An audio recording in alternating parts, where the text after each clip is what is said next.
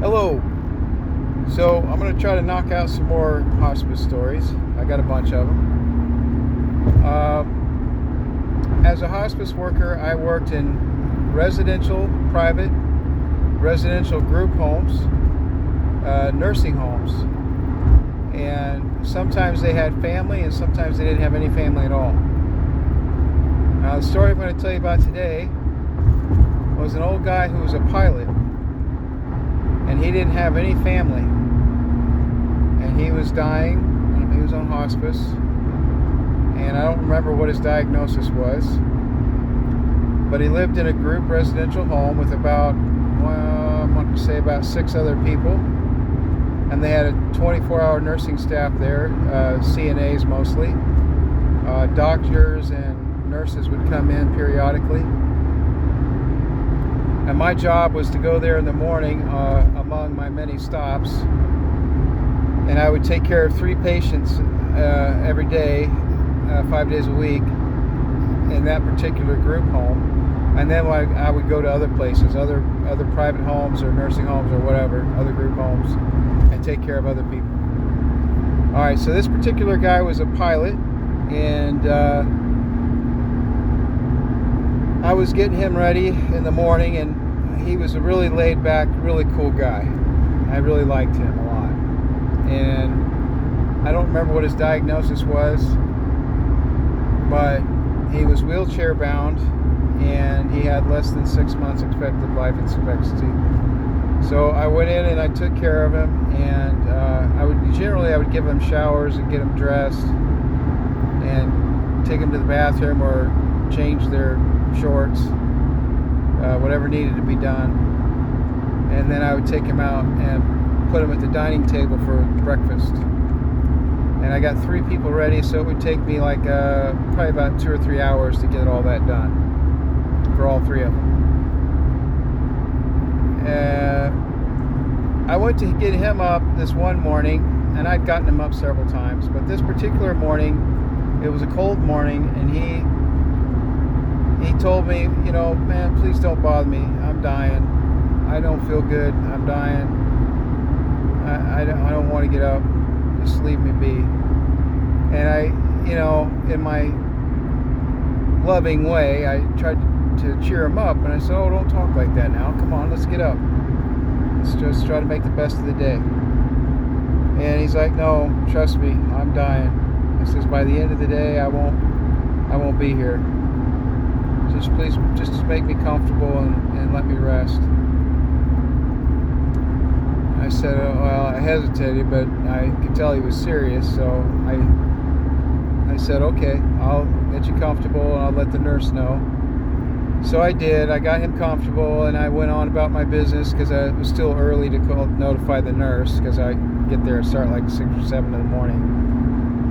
And I got some other people ready, and then I called and let the nurse know. Well, the nurse was like, no, you're going to get him up. And I was like, well, no, he's refusing. Of course, the patients have the right to refuse. I let the staff know that he wasn't going to come out, and the staff let the nurse know too. And the nurse told me that I had to get him up. Well, I refused to get him up because he has a right to say no, and I'm supposed to stick up for the patient's rights. I was respectful about it. I was like, I can't do that. He's got a right to say no. Well, the nurse got really upset, and the group home people, the owner of the group home, got really upset because this is a source of their income, So they wanted me to get them up, because if you leave people in bed, they will die. If you don't move people around when they're old, they will die much faster. So it got turned into a big brouhaha. She called up my supervisor at the hospice company and told them, and my supervisor tried to tell me that I had to get him up, and I said, well, I can't do that. They refused. So I was informed that I was either going to get them up or I would have to be terminated, because I'm not a doctor and I don't have the right to make that determination. And I said, well, you can do whatever you like, but I am going to stick by my principles, and I am not going to get this person up. So I was sternly told to finish my duties, taking care of my other patients, and then I would be terminated after that. I don't know that it went up to the owners of the company at that point. But by the end of the day, my patient had died. The doctor had come in. They had called the doctor in because they knew that they were legally out of bounds by threatening me. So they had to go get the doctor.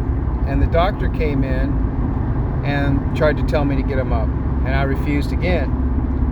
And so the doctor gave him a cocktail, some kind of a shot, like a B12. I don't know what all he gave him in the shot. I have no idea.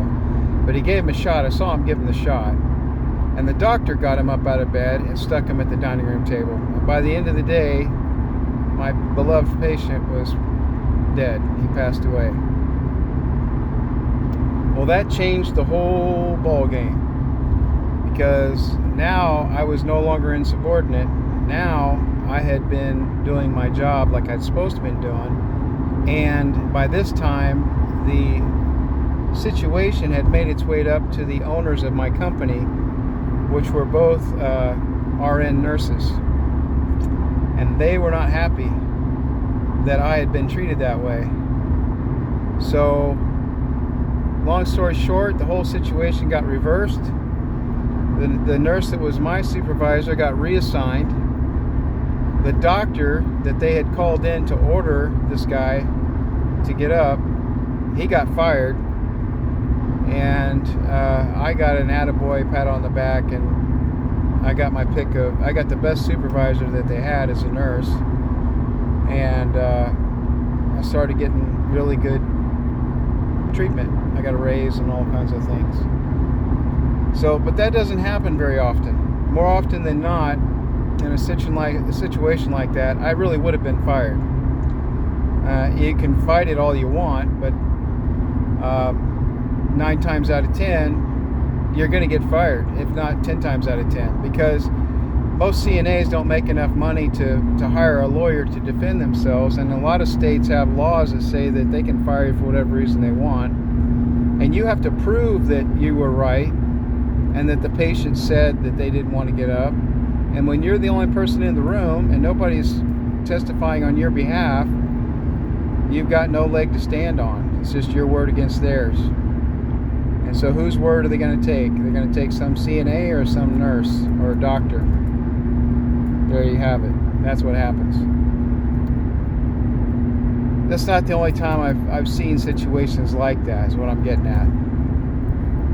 So the healthcare system has a lot of problems, and a lot of it has to do with attitude and the way that they'll tell you one thing in training, but they'll do something completely different in reality. And that's what happened in that situation. So thankfully everything worked out, and I hope and pray my patient is at peace in heaven.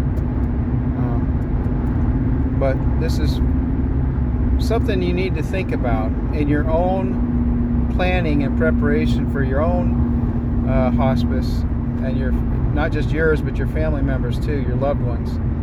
If you don't have an advocate to stick up for you, if you don't have family members that are frequently coming in to check on you and talk to you and see how you're doing, you're really setting yourself up for